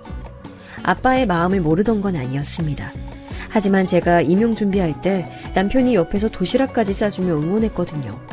그 마음이 예쁘고 고마워서 저도 마음을 열게 됐죠. 아빠 말대로 아빠는 혼자 저를 키우셨으니 그냥 형식상 반대하는 마음이 크셨어요. 그리고 저는 시댁에도 인사를 갔습니다. 가기 전에 백화점에 들러 어머님이 좋아할 만한 꽃다발도 샀습니다. 시아버지를 위한 와인도 구입했죠. 남편에게 미리 듣기로 남편은 누나 한 명이 있다고 했어요. 누나가 유별나게 공부를 잘해서 지금 약사로 일하고 있다는 소식도 들었죠. 딱 그 정도의 정보만 가지고 시댁에 인사를 드리러 갔습니다. 아우 반가워요. 우리 아들한테 말 많이 들었어요. 중학교 교사라고 하던데 아우 이렇게 예쁘게까지 하면 우리가 황송해요. 아, 좋게 말해주셔서 감사합니다. 저 임용 준비할 때 지용씨가 워낙 많은 도움을 줬어요. 지용씨 없었으면 저도 합격이 어려웠을 거예요. 이게 다 지용씨 덕분이죠. 어디서 이런 복덩이가 굴러왔어. 예쁜 얼굴처럼 마음씨도 곱고 말도 예쁘게 하네. 예쁘게 봐주셔서 감사합니다. 시부모님은 첫 만남에 저를 아주 마음에 들어 하셨어요. 제가 인사하러 온다고 식탁 위에도 진수성찬을 차리고 기다리셨죠. 그 모습을 보고 안도했던 마음도 시누이를 보자 싹 사라졌습니다. 시누이는 뭐가 그렇게 마음에 들지 않는지 팔짱을 끼고 있었어요. 시부모님은 저를 환대하는데 그것도 싫어하는 눈치였습니다. 팔짱을 끼고 저를 위아래로 훑어봤는데 사람이면 당연히 그 시선을 느끼잖아요. 그래서 저도 괜히 눈치가 보였어요. 선생님? 뭐 공무원이니까 안정적이긴 하네. 그런데 그래도 전문직은 못 이겨. 어머, 얘가 왜 이래? 아이, 그런 말을 왜 해? 아, 네. 저는 제 직업에 대한 자부심이 있어서요. 저도 자부심 있어요. 자부심 없는 사람 없잖아요. 그러면 남의 직업도 존중해 주셔야 하는 거 아닐까요? 아이, 그렇지. 아이, 기분 상했으면 내가 대신 사과하마. 아이, 요즘 딸이 좀 예민해서, 아이, 정말 미안하다. 시부모님이 나서서 말려주시지 않았다면 신우이와 더 갈등이 생겼을 거예요. 그래도 계속 곤란해하시고 시어머니는 집에 갈 때까지 제 눈치를 보셨어요. 그 모습을 보고 조금 마음이 풀리긴 했습니다. 집 가는 길에 신우 얘기를 꺼냈더니 남편은 제게 말했어요. 아, 우리 누나? 아휴, 본인이 우리 집에서 제일 똑똑하거든. 근데 자기가 선생님이라 위기감 느꼈나? 아니면 누나가 되게 결혼하고 싶어 하는데 짝을 못 만났거든. 그래서 내가 먼저 결혼해서 그런가? 남편 말을 듣고 저는 왜 신우이가 저에게 그렇게 적대적인지 알게 됐어요. 한마디로 정리하면 자격지심이었죠. 본인은 결혼하고 싶어 하는데 남동생이 먼저 결혼하니 얼마나 안 이끄웠겠어요. 게다가 그동안 집안에서 제일 똑똑한 이미지였는데 제가 들어오니 기분이 나빴겠죠. 남편 말을 듣고 그럴 수도 있다고 생각하고 넘겼습니다. 하지만 그러지 말았어야 했어요. 저는 살다 시부모님 시집살이가 아닌 신우이 시집살이는 제가 처음 당했거든요. 주위 대학 동기들과 동료 선생님들이 시부모님의 시집살이 얘기할 때 저는 해당 사항이 없었어요. 특히 우리 시어머니는 좋게 말하면 되게 무던하시고 나쁘게 말하면 단순하세요. 잘 삐지시긴 하는데 제가 애교 몇 번 부리고 꽃다발 사다 드리면 금방 풀리시죠. 근데 문제는 신우이였습니다. 신우의 행패는 결혼식 날부터 시작됐어요. 결혼식 전에 한복을 맞추러 갔는데 신우는 본인이 한복 말고 원피스를 입고 싶다고 하더라고요. 그러라고 하고 존중했는데 사실 신우가 어떤 원피스를 입는지 아예 제 머릿속엔 생각이 없었어요. 알아서 잘 입을 거라고 혼자 생각했습니다. 결혼하신 분들은 아실 텐데 결혼 전에 신경 쓸 게 정말 많잖아요. 근데 결혼식 당일 저는 깜짝 놀랐습니다. 사실 그날도 정신이 없어서 제대로 밖의 상황을 알지 못했어요. 근데 제 대학 동기가 신부대기실로 들어오더니 머쓱하게 웃으며 말했습니다. 수연아, 나 너는 신호 보고 깜짝 놀랐어. 본인 결혼식인 줄. 왜? 그게 무슨 말이야? 나 종일 여기 있어서 밖의 상황을 몰라. 아니, 무슨 흰색 드레스 같은 원피스를 입었던데? 멀리서 보고 넌 줄 알고 인사할 뻔. 도대체 이게 무슨 상황인가 싶었죠. 일단 진정하고 하객들을 맞았습니다. 그러다 식도중 신우 쪽으로 고개를 돌렸는데 제 눈이 잘못된 줄 알았어요. 신우는 마치 신부처럼 새하얀 원피스를 입고 있었습니다. 디자인이라도 단정하면 모르겠는데 레이스랑 리본이 달린 아주 화려한 원피스였어요. 그런 원피스를 구하라고 해도 구하기 힘들어 보였습니다. 무슨 정신으로 결혼식이 진행됐는지 모르겠습니다. 마지막 순서로 사진을 찍는데 표정 관리가 도저히 되지 않았어요. 나중에 사진을 봤더니 누가 신부인지 모를 정도로 화려한 원피스였죠. 이걸 말을 해야 하나 말아야 하나 참 고민이 많았습니다. 그러다 그냥 우연이겠지 생각하고 넘겼어요. 굳이 결혼하자마자 잡음이 생기는 것도 싫었고요. 그러다 결혼하고 첫 명절에 저는 남편과 처음으로 다퉜습니다. 마침 그때 추석 당일 다음 날이 신우 생일이었어요. 그래서 미리 당일에 찾아뵙고 축하를 했죠. 근데 신우가 갑자기 이런 말을 하더라고요. 내일 생일 기념으로 내가 특별히 강원도 강릉에 펜션 예약했어. 깜짝 선물이라 다들 놀랐지? 우리 지금 출발하면 돼요. 일부러 말 안 했어요. 너무 갑작스럽게 당장 강릉으로 출발하자는 신우의 말에 시부모님과 저 그리고 남편은 다 당황했습니다. 근데 신우는 아무렇지 않게 혼자 신나서 강릉을 가자고 하더라고요. 그날은 명절 당일이었고 전 원래 남편하고 차례만 지내고 우리 집 갈 예정이었거든요. 아빠가 우릴 기다리고 있었으니까요. 근데 신우는 계속 빨리 출발하자고 난리였어요. 형님, 저는 집에서 아빠가 기다리고 계셔서요. 죄송해요. 나중에 다 같이 놀러가요. 오늘은 너무 갑작스러워서 안 되겠어요. 어? 내가 생일이기도 하고 명절이라 어렵게 잡았는데 그냥 같이 가면 안 돼? 아버지 다른 날에 보러 가면 되잖아. 같은 서울인데. 친할머니도 저 보러 지금 집에 와 계세요. 저는 엄마가 안 계셔서 지금 아빠만 집에 계시거든요. 아, 그래도 이거 어렵게 잡은 숙소거든. 아, 너무 아쉬운데. 아, 어차피 같은 서울이면 얼굴 보는 것도 쉽잖아. 다음 주말에 보러 가. 어디 아프신 것도 아니잖아. 다른 날도 아니고 내 생일인데. 아, 난 오히려 좀 올케한테 서운하다. 아유, 미리 말하지 못했으니까 이번엔 세아가 그냥 집으로 가. 어쩔 수 없잖아. 괜찮아. 집에 가. 시어머니가 중재해 주셔서 다행히 남편을 데리고 우리 집에 갈 수 있었어요. 그런데 신우는 우리 부부가 자기 생일 기념 강원도 여행을 가지 않는 게 그렇게 참을 수가 없었나 봐요. 남편과 저한테 번갈아 전화를 하기 시작했습니다. 올케, 여기 진짜 너무 좋아. 강릉인데 바다색이 환상이야. 아, 올케도 왔으면 얼마나 좋았을까? 그래서 아버진 잘 뵀어? 네네, 지금 집에 왔어요. 형님 즐거운 시간 보내세요. 내년엔 꼭 다 같이 여행 가요. 신우는 시도 때도 없이 전화를 걸어 우리 부부를 힘들게 했어요. 오죽하면 아빠가 제게 무슨 일이 있냐고 물으실 정도였죠. 그래서 남편에게 불편함을 내비쳤습니다. 그러다 처음으로 남편과 싸우기도 했죠. 원래 저렇게 형님 생일에 다 같이 놀러 갔어? 그런 줄 알았으면 당신이 나한테 미리 언질 줬으면 됐잖아. 아, 집에 왔어도 마음이 편하질 않네. 나도 전혀 모르고 있었지. 아니, 누나 생일에 모여서 축하는 하는데 이렇게 날 잡아서 놀러 간 건 없었어. 아니, 나도 몰랐는데 왜 자꾸 나한테 짜증을 내는 거야?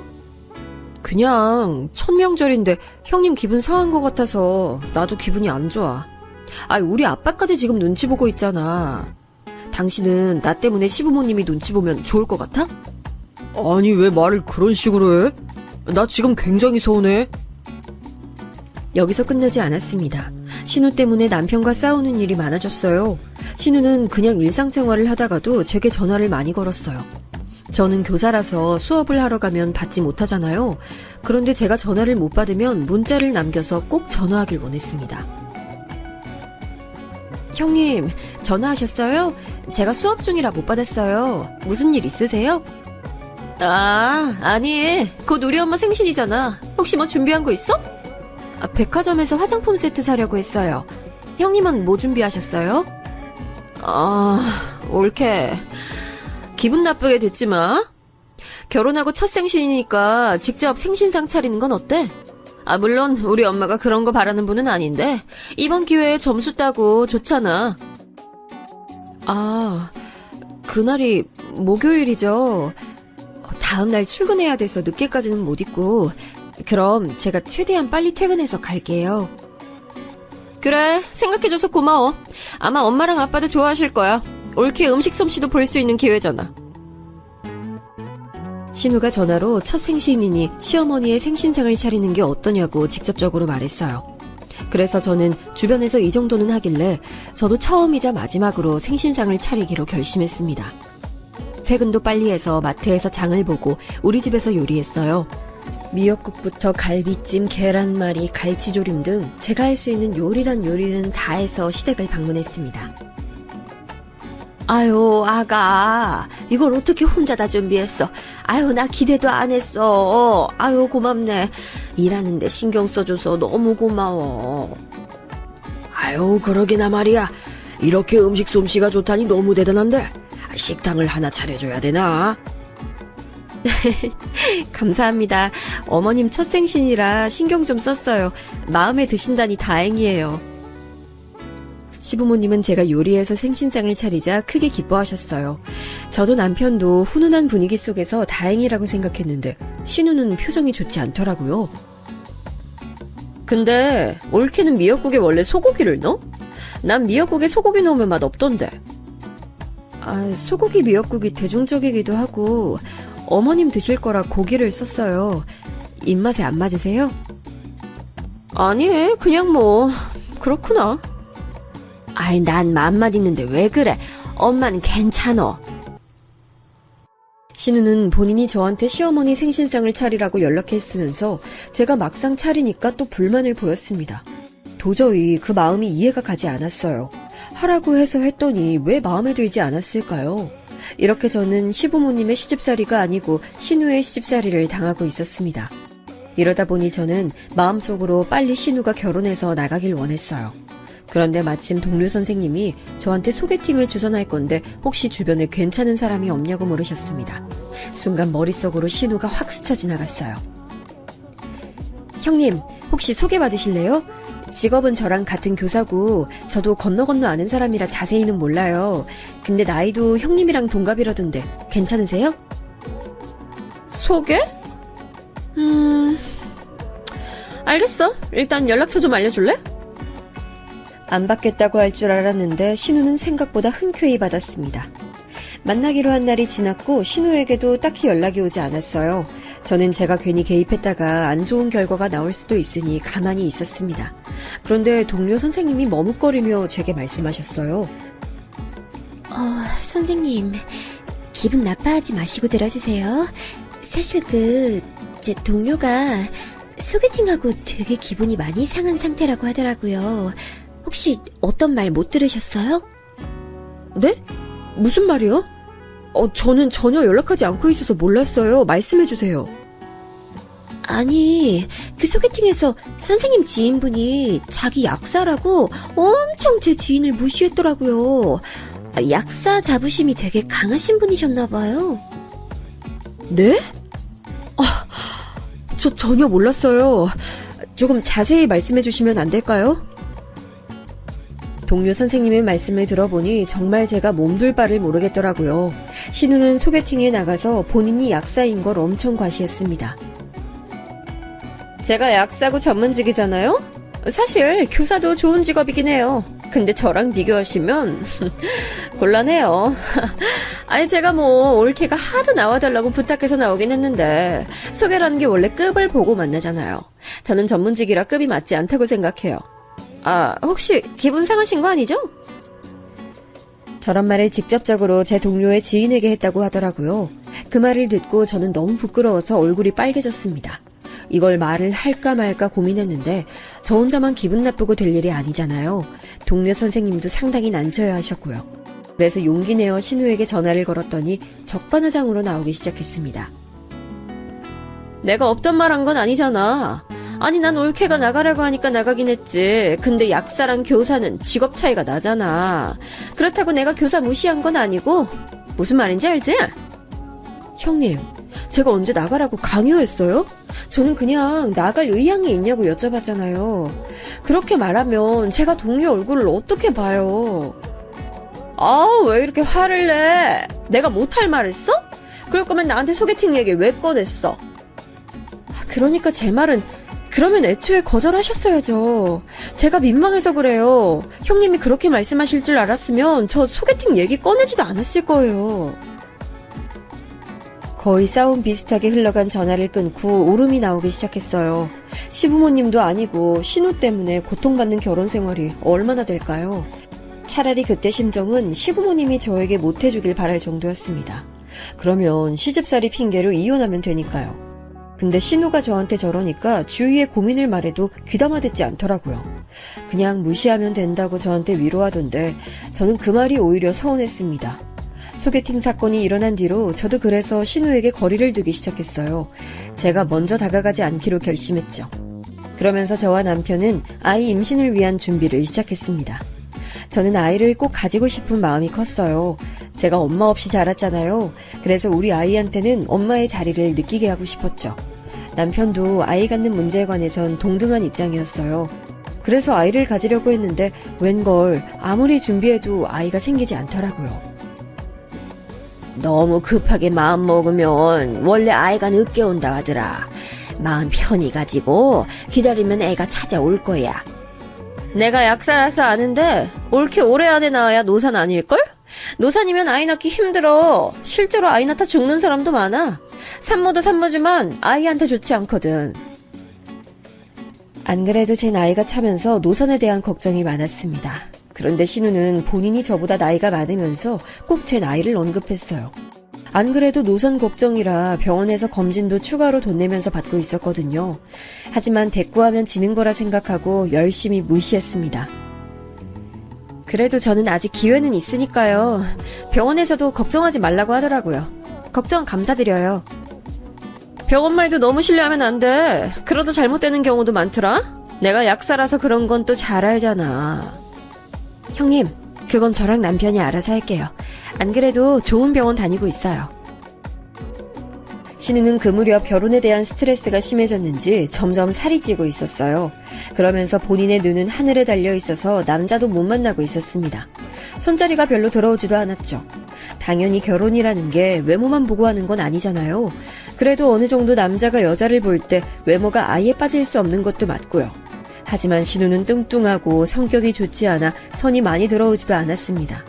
그런데도 저한테 은근히 소개해주길 기다리는 모습을 보였어요. 올케, 혹시 주변에 괜찮은 사람 없어? 있으면 나 주선 좀 해줘. 형님급에 맞는 분 찾으려면 힘들어요. 대부분 다 이미 결혼했거나 결혼 예정인 여자친구 있더라고요. 최대한 좋게 둘러대면서 거절하는 것도 한두 번이지 신우는 제 얼굴만 보면 속에 연부를 외웠습니다. 오죽하면 제가 시댁에 가는 것을 신우 때문에 고통받고 있었어요. 무튼 그렇게 아이가 생기지 않아 고통이었는데 어느 날 몸이 이상해서 병원에 갔더니 임신이라는 소식이 들렸어요. 자연 임신은 어려울 것 같아 시험관을 할까 생각 중이었는데 이게 무슨 일인가 싶었죠. 아이고, 수연아. 장하다, 장해, 우리 딸. 그동안 마음고생하더니 드디어 아이가 생겼구나. 축하한다. 우리 며느리 너무 고생 많았어. 자, 이거 용돈이니까 아이 준비 열심히 잘해라. 그동안 걱정하느라 너무 힘들었지. 이젠 괜찮아. 조심히 아기 기다리자. 양가 어른들은 앞다투어 제 임신에 관해 축하해 주셨어요. 시부모님뿐만 아니고 먼 친척들까지 연락이 와서 임신 축하해 주셨죠. 남편이 장손이라 제 임신이 더 뜻깊었거든요. 정말 딱 신우한테만 축하를 받지 못했습니다. 신우는 제가 임신했다고 하니 악담을 퍼붓진 않았는데 그렇다고 축하도 하지 않았거든요. 그런데 하늘도 무심하시죠. 우리 부부에게 생각하기도 싫은 끔찍한 일이 일어났습니다. 지금 생각해도 손이 벌벌 떨리는 사건이 일어났어요. 바로 제가 무리해서 일하다 유산을 했습니다. 원래 임신은 초기가 제일 중요한 거 아시죠? 제가 하필 임신 초기 때 학교가 새학기라 정말 바빴어요. 몸을 신경 써야 하는 시기에 일이 너무 바빠 화장실도 제대로 가지 못했습니다. 어머, 선생님, 괜찮아요? 정신 들어요? 선생님, 괜찮으세요? 어떡해. 제대로 먹지도 못하고 정신없이 새학기를 보내니 기력이 없었어요. 그래서 그대로 계단에서 넘어졌습니다. 심하게 구른 건 아니었는데 몸을 움직일 수가 없더라고요. 그렇게 구급차를 타고 병원으로 이동하게 됐는데 몸이 이상하게 느껴졌어요. 순간 아이가 잘못됐나 싶었죠. 안타깝지만 아이는 하늘로 갔습니다. 임신은 원래 초기에 유산이 가장 많아요. 제일 조심해야 할 때가 초기입니다. 그렇게 저는 첫 아이를 잃게 됐어요. 한동안 너무 충격이라 학교에 나가지도 못하고 병가를 낼 정도로 저는 힘들어했습니다. 아무리 시부모님과 친정아빠 그리고 남편이 위로해줘도 귀에 들리지 않았어요. 아마 유산을 해보신 적이 있으신 분들은 제 마음이 이해가 가실 거예요. 그때 약간 서운했던 점은 신우는 제 몸 상태에 관해 어떤 걱정도 없었습니다. 오히려 갑자기 전화해서 또 주변에 괜찮은 사람이 없냐고 묻는 모습에 저는 그만 버럭 성질을 내고 말았어요. 형님, 저 유산해서 지금 출근도 못하고 있어요. 근데 도대체 저한테 왜 그러세요? 제가 그렇게 만만하세요? 안 그래도 제정신 아닌데 저를 왜 이렇게 괴롭히시는데요? 아, 깜짝이야. 뭘 그렇게 화를 내? 아니, 올케, 나 당황스러워? 내가 유산시켰어? 나도 올케 유산한 거 보니까 나이가 들면 임신 어렵구나 싶었지. 그래서 주위에 괜찮은 사람이 있냐고 물어본 건데 왜 이래? 너무나도 속상한 마음에 그냥 전화를 끊고 엉엉 울었어요. 그리고 그런 신우의 목소리조차 듣기가 싫어 전화를 받지도 않았습니다. 신우 얼굴을 보기가 싫어 명절에 시댁을 가지도 않았어요. 시부모님은 제가 유산 때문에 마음고생이 심하니 그런 줄 아셨죠. 아예 틀린 말은 아니었지만 신우가 그렇게 미웠습니다. 와중에 친정아빠가 저를 많이 챙겨주셨어요. 원래 딸바보라 저를 많이 챙겼지만 유산하니까 더 저를 신경 써주셨습니다. 수연아, 아빠가 요즘 투자한 게 대박이 났어. 우리 수연이 너무 걱정하지 마, 응? 아빠가 네 인생 다 책임질 거야. 그래, 알겠어. 말이라도 정말 고맙다. 얘는 진짜라고. 아빠 대박났어. 부자야, 부자. 알겠다고, 알겠어. 아빠 나 이제 피곤해서 좀 쉴게. 나가줘. 저는 워낙 아빠가 평소에 허풍 떠는 일이 많아서 그게 진실인 줄을 몰랐어요. 유산해서 슬픈 저를 위로하려고 그냥 하는 말인 줄 알았죠. 그렇게 아빠의 말은 대수롭지 않게 넘기게 됐습니다. 그리고 저는 휴식 기간을 가지고 다시 학교에 복귀했어요. 아이들을 가르치며 마음 편안하게 비우기 시작했죠. 그랬더니 바로 아기 천사가 다시 우리 부부를 찾아왔습니다. 이번엔 임신인 걸 확인하고 바로 학교에 나가지 않았어요. 휴직을 내고 아이를 조용히 기다렸습니다. 저번에 임신했을 때 양가 부모님의 관심이 매우 컸잖아요. 그만큼 아이를 잃었을 때 관심도 커서 심적으로 부담이 됐어요. 부모님의 마음을 위해서라도 남편과 저는 아이 임신 소식을 알리지 않았습니다. 그리고 5개월 정도 됐을 때 안정기로 접어들자 임신 소식을 말했어요. 당연히 양가 부모님께서는 너무나 좋아하셨습니다. 그렇게 열심히 조용히 태교하며 아이를 기다렸어요. 제 마음이 느껴졌는지 아이는 너무 건강하게 우량아로 태어났습니다. 손가락과 발가락이 다 있는지 확인하고 숨소리를 느끼자 진짜 현실이구나 믿게 됐어요. 원래 요즘 며느리 산후조리 비용은 시부모가 내는 거래. 아가, 그동안 고생했다. 손주 낳아줘서 고마워. 아버님, 너무 감사해요. 손자 많이 기다리셨죠? 시부모님은 우리 아들의 탄생을 아주 기뻐하셨어요. 그러면서 조리원 비용도 내주시고 아직 아기 개월수에 맞지 않는 옷과 신발도 사다 주셨습니다. 지나가다 예뻐서 도저히 지나칠 수가 없다고 하셨죠.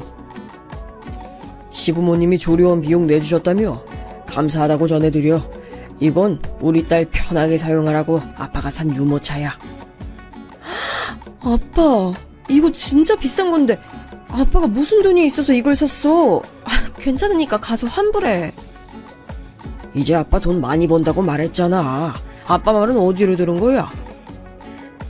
친정아빠도 역시 딸바보답게 많은 선물을 해줬습니다. 양가 어른들의 축복을 받으며 우리 아들은 무럭무럭 자랐어요. 걱정과 달리 아들은 아픈 곳도 없었고 무사히 잘 자라줬죠. 신우만 우리 아들에게 아무런 선물을 주지 않았는데 그때는 서운한 마음도 들지 않았습니다. 애가 근데 다른 애들에 비해 좀 통통하네? 아니, 누나는 우리 아들 선물도 안 해주고 그런 말이 나와? 원래 그런 말은 뭐 옷이라도 하나 주고 해야 돼. 그렇게 대놓고 선물을 바라냐? 나 요즘 약국 개업하느라 바쁜 거 몰라? 애초에 저는 신우라는 사람에게 기대가 없으니 괜찮았어요. 실제로 신우는 약국을 새로 열게 됐어요. 시댁과 우리 신혼집 근처에 있는 빌딩이었죠. 이제껏 다른 약국에서 월급을 받으며 일하다 본인 약국을 개업하게 됐습니다. 그러면서 워낙 일이 많으니 저한테 전화를 걸어 사사건건 얘기하는 일도 줄었어요. 저는 그것만으로도 만족했습니다. 근데 신우는 약국 개업을 하고 몇 주 지나지 않아 일이 너무 힘들다고 토로했어요. 아기를 키우느라 정신없는데 전화로 자기가 너무 힘들다고 하니 저는 받지 않았습니다. 제가 받지 않자 신우는 남편에게 전화하기 시작했어요. 누나, 급한 일 아니면 끊어도 될까? 나 지금 아기 목욕시켜야 돼. 아, 진짜 서운하다. 내가 나 힘든 얘기도 동생한테 못해? 엄마 아빠 걱정할까봐 일부러 너한테 전화했는데 올케는 받지도 않고. 아니, 너네 너무한 거 아니야? 이러고도 우리가 가족이라도 할 수 있어? 남편과 아기를 같이 키우니 전화 소리가 제 귀에도 들렸거든요. 안 그래도 예민한데 신우가 저러니 참 곤란했습니다. 무시하는 것도 정도가 있잖아요. 아기가 100일이 지나고 남편은 회사를 다시 다니기 시작했습니다. 그동안 육아휴직을 내고 저를 많이 도와줬으니 그 정도면 최선을 다했다고 생각해요. 수연아, 혼자 아기 보는 거 힘들지? 아빠가 여기저기 알아보고 사람 보내니까 편하게 너 할 일해. 아빠, 도대체 왜 자꾸 돈을 쓰는 거야? 그러지 말고 저축해. 혹시 대출 받거나 그런 거 아니지? 나 진짜 걱정이야. 얘는 저번부터 무슨 소리를 하는 거야? 아빠 돈 잘 번다고 몇 번을 말해. 우리 손자 주려고 건물도 구입했어. 나중에 다 물려줄게. 허풍 그만 떨어. 애기 운다. 아유, 도움이 됐으니까 돌려보낼게. 나 아기는 온전히 내 힘으로 키울 거야. 실제로 저는 엄마 없이 자랐다는 것에 조금 트라우마가 있었어요. 그걸로 하도 어렸을 때부터 놀림을 받았더니 우리 아이에겐 최선을 다하고 싶었죠. 다행히 제가 교사가 직업이라 육아휴직이 매우 잘 돼 있었거든요. 덕분에 아이를 잘 키울 수 있었습니다. 아이고, 예뻐라. 눈웃음 보니까 딱 우리 며느리랑 딱 닮았네. 잘 웃는 거 보니까 내가 다 행복하다. 아유, 우리 손주 너무 예뻐. 저는 아이를 데리고 시댁에도 자주 방문했어요. 신우가 마침 약국 일로 바빠 집에 잘 없기도 했고 시부모님이 아이를 매우 좋아하셨거든요. 시부모님은 저를 워낙 예뻐해 주시니 제가 불편하진 않았습니다. 그렇게 어느 날도 시댁에 아이를 데리고 갔는데 어머님 전화가 울렸어요. 어머님이 잠깐 마트에 간 시간이라 제가 대신 받았는데 신우였습니다. 엄마, 나 너무 힘들어. 손님이 너무 많은데 해야 되는 일은 더 많아. 도와줘. 형님, 저예요. 어머님 핸드폰 두고 잠깐 마트 가셨어요. 아, 올케야? 아, 잘 됐다. 올케, 나 잠깐만 도와줄 수 있어? 나 화장실 가고 싶은데 혼자 일해서 지금 화장실도 못 가고 일하고 있어. 가까우니까 잠깐만 나와주면 안 돼? 아, 지금 근데 제가 아들하고 있어서요. 뭐 어때? 데리고 나와. 애들도 세상 구경 많이 시켜줘야지. 와서 애 영양제랑 비상약도 가져가. 내가 공짜로 줄게. 하도 오라고 난리를 치길래 아이를 데리고 약국에 갔습니다. 사실 아이가 아플 때마다 먹는 약이 있어서 그걸 얻으려는 마음도 있었어요.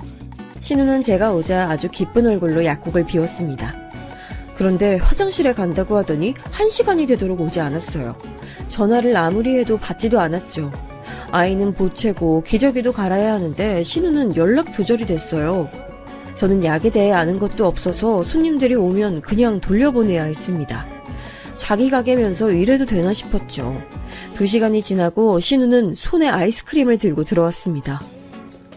올케 고마워. 내가 잠깐 바람 좀 쐬느라 그랬어. 고마우니까 애기 약 몇 개 챙겨줄게. 화를 내려고 했는데 아기 약을 챙겨주길래 그냥 다음부턴 이러지 말라고 대신하고 약국을 나왔어요. 그리고 전날 이후 신우는 저에게 약국을 자주 부탁하기 시작했습니다. 처음엔 거절도 몇 번 했는데 신우가 약국을 봐줄 때마다 아기 약을 많이 챙겨줬어요. 아마 아이를 키워보신 분들은 아실 텐데 아기들이 어릴 때 많이 아파요. 그래서 그런 부분에서 도움을 받으니 저도 자연스럽게 돕게 됐습니다. 그러던 어느 날 제가 개도 안 걸린다던 여름 감기에 걸렸습니다.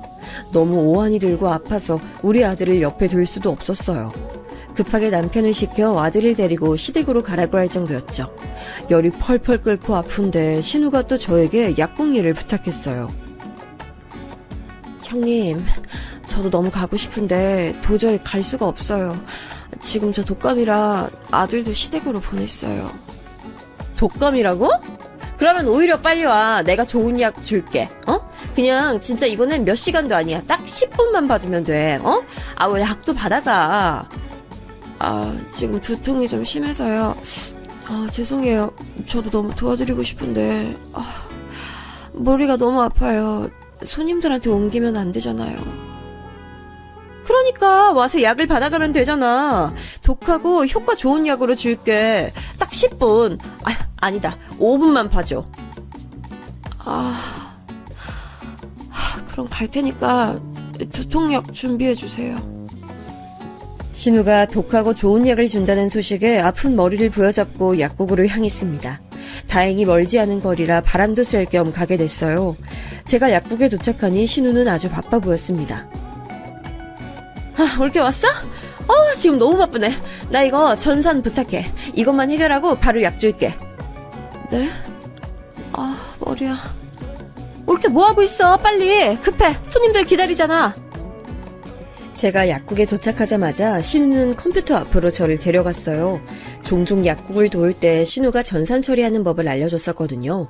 안 그래도 머리가 아픈데 신우가 너무 재촉해서 울리는 머리를 부여잡고 컴퓨터 앞에 앉았습니다. 독감이라 열도 펄펄 끓어서 정신이 하나도 없었어요. 여기 이거 아닌데. 손님 잠시만요. 여기 있습니다. 안녕히 가세요. 겨우 정신을 차리려고 애쓰고 있었는데 신우는 저에게 오히려 화를 내기 시작했어요. 올게 미쳤어? 아니 전산을 왜 이렇게 실수해? 이거 잘못되면 나 망해. 이럴 거면 왜 왔어?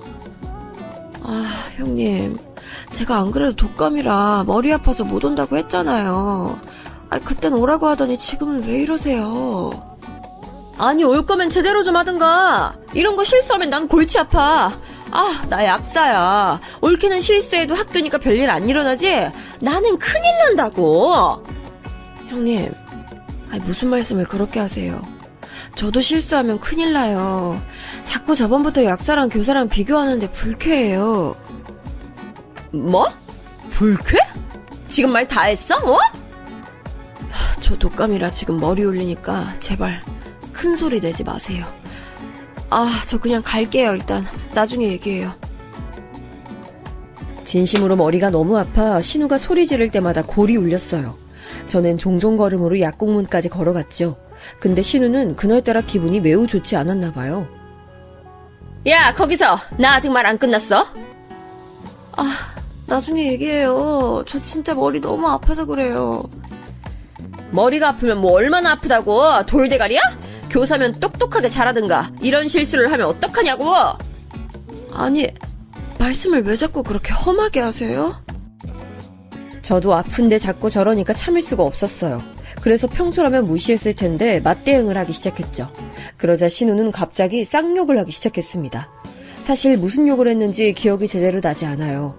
안 그래도 울리는 머리가 아파 주저앉았습니다. 그때 핸드폰으로 전화가 오더라고요. 슬쩍 봤더니 친정아빠였어요. 수연아, 지금 어디니? 아빠가 너 아프대서 죽 사서 왔는데 집에 없네. 아빠, 나 지금 여기 신우 약국. 머리가 너무 아파. 그래? 아빠가 거기로 갈게. 근데 이게 무슨 소리야? 신우는 제가 아빠랑 대화하는데도 계속 제 옆에서 큰 소리로 험담하고 있었어요. 들어오던 손님들도 나갈 정도로 화내는 모습에 저는 대꾸하지도 못하고 가만히 있었죠. 머지않아 아빠가 약국으로 들어왔습니다. 그리고 신우의 모습을 목격했어요. 아빠는 저에게 쌍욕하는 신우 앞을 가로막았습니다.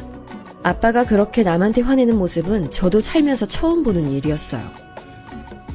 지금 뭐 하시는 겁니까? 우리 딸한테 왜 이래요? 진짜 됐어요. 데려가요. 사과하세요. 남의 집 귀한 딸한테 지금 욕했어요? 애초에 당신 딸이 내 약국 전산 이상하게 해서 제가 피해볼 뻔했거든요? 어디서 큰 소리야? 뭐? 지금 뭐라고 했어? 당신 말 다 했어? 내가 누군지 알아? 그래, 다 했다. 어쩔래? 나가요, 나가. 신우의 막 나가는 모습에 아빠는 가만히 있다가 핸드폰을 들고 어디론가 전화를 걸었어요. 사돈 접니다. 지금 약국으로 오시겠어요? 그냥 나가라고요. 왜 우리 부모님까지 불러요? 됐어요. 미안해요. 미안해. 옳게. 내가 미안. 됐지? 저걸 사과라고 하는 걸까요? 저런 모습에 저는 더 정이 떨어졌어요. 곧 시부모님과 남편과 우리 아들까지 다 약국에 모였습니다. 시부모님은 이게 무슨 일인가 싶은 얼굴이셨어요. 무언가 안절부절 못하는 모습도 보였죠. 사돈께서는 다 아시죠? 제가 이 건물주인 뭐? 아빠가 건물주라고? 이게 무슨 말이야? 네? 지금 뭐라고 하셨어요? 건물주요? 아이고, 무슨 오해가 있었나 봅니다, 사돈. 이게 무슨 일이죠? 사실 저 말에는 신우보다 제가 더 놀랐습니다. 남편과 신우가 놀랐던 감정보다 제가 놀랐던 감정이 더 컸을 거라고 확신해요. 반면 시부모님은 이미 알고 계신 눈치였어요. 나는 우리 딸 진짜 귀하게 키웠어요. 세상 모든 자식이 그러겠지만 나도 마찬가지라고요. 근데 왜 내가 내 건물에서 우리 딸이 쌍욕 먹는 모습을 봐야 하죠? 아이고 사돈, 죄송합니다. 우리 딸이 그랬군요. 너무 죄송해요. 얘, 뭐하고 있어? 얼른 사과 드려. 아니, 이게 무슨 소리야? 건물주가, 저는 아무 말도 못하고 아빠를 쳐다봤어요. 아빠는 여전히 화가 난 채로 말을 이었습니다. 자기가 목격한 상황에 관한 서술을 하니 시부모님은 눈에 띄게 당황하기 시작하셨어요. 표정이 너무 굳어서 제가 오히려 걱정할 정도였습니다. 제가 처음에 여기 월세 줄 때 뭐라고 했습니까? 다 필요 없고 우리 딸 행복하게 해달라고 했더니 사돈 너무하세요. 저희도 우리 딸이 며느리한테 그런 줄은 몰랐어요. 죄송합니다.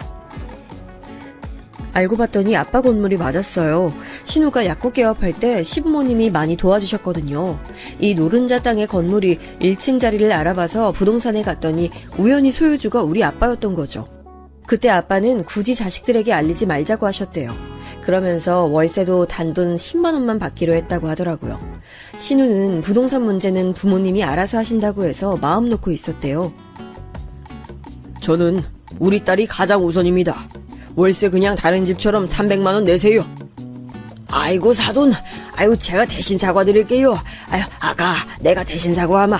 우리 딸이 너한테 상처를 심하게 줬구나. 내가 할 말이 없어. 너무 미안하다.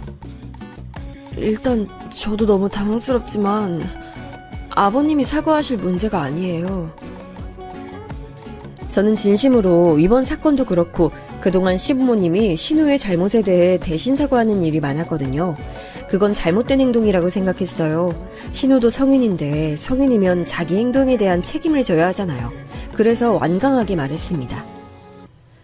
어머님, 아버님도 그동안 형님에게 너무 잘해주셨어요. 자기 일은 자기가 알아서 해야죠. 충분히 신경 쓰실 만큼 쓰셨으니 이제 형님이 자기 인생 살도록 하세요. 그리고 형님도 정신 차리세요. 애도 아니고 나이 드실 만큼 드신 분이 뭐 하시는 거예요? 부끄럽지도 않으세요? 보통 그 나이면 오히려 부모님한테 효도하는데 어떻게 이렇게 반대가 됐어요? 저였으면 부끄러워서 얼굴도 못 들고 다녀요. 시부모님이 워낙 사람이 좋으셔서 형님에게 필요 이상으로 지원해주고 계셨거든요. 형님의 나이가 40이 넘어가는 노처녀여서 안쓰러운 마음이 있는 것 같았어요. 그래서 저는 평소에 하고 싶은 말을 하게 됐죠. 그 뒤로 어떻게 됐냐고요?